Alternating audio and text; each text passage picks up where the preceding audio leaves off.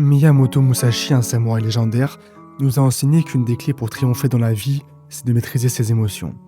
Dans une situation de combat par exemple, si tu penses à frapper ton adversaire au visage avec le bout de ton sabre, il va réagir en essayant de s'éloigner, que ce soit son visage ou son corps. Dès qu'il essaye de fuir, tu as déjà gagné. C'est une idée simple mais puissante. Garder ton calme et ne pas laisser tes émotions diriger tes actions. Parce que les émotions, comme la joie, la tristesse, la colère ou la peur, sont des réactions automatiques et incontrôlables. Soit on se laisse emporter par elles, soit on tente de les ignorer et de les enfouir. Mais en réalité, ni réagir ni supprimer ne sont des solutions. Ces deux attitudes sont des impulsions inconscientes qui nous éloignent de notre véritable objectif. Mais alors, qu'est-ce qu'on peut faire pour maîtriser nos émotions ? Musashi a une approche différente. Au lieu de fuir ou de se combattre avec elles, il nous invite à les accueillir. Musashi, il est né en 1584 au Japon et a commencé à se battre dès l'âge de 13 ans. Il a remporté plus de 60 duels, devenant le plus grand combattant à manier un katana. Mais Musashi n'était pas seulement un tueur, c'est un stratège légendaire, un artiste et un écrivain. Son livre, le livre des 5 anneaux, est devenu une référence de la philosophie des samouraïs, avec des principes qui nous aident encore aujourd'hui à nous améliorer. L'idée principale de Musashi, accepter ce qui est, sans désir, sans attachement, et avoir la force émotionnelle de traverser les difficultés. Musashi, il parlait aussi de Do. Do, c'est ce qui désigne le chemin ou la voie. En gros, c'est pas le but final qui compte, mais c'est le chemin que l'on parcourt pour y arriver. Chaque discipline japonaise a sa propre voie. On a le judo, le bushido, l'aïkido, etc. Musashi, lui, il suivait le fudo, c'est la voie de l'immobilité mentale. Fudo, pour Musashi, c'est la stabilité mentale.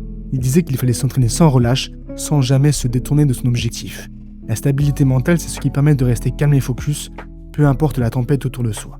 Car si nos émotions sont comme le vent, alors Fudo, c'est comme un aigle qui vole à travers n'importe quel temps. Et c'est cette stabilité qui permet de se concentrer sur le processus et non sur le résultat.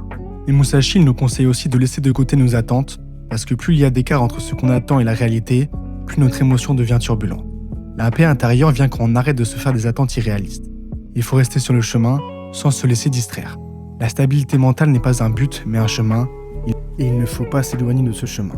Une fois qu'on comprend ça, Musashi nous propose le concept de Mushin no Shin, l'esprit sans esprit. Ça signifie qu'on se détache de nos pensées, de nos émotions et de notre ego. Quand l'esprit est clair, on peut agir de manière fluide et consciente, sans émotion ni hésitation.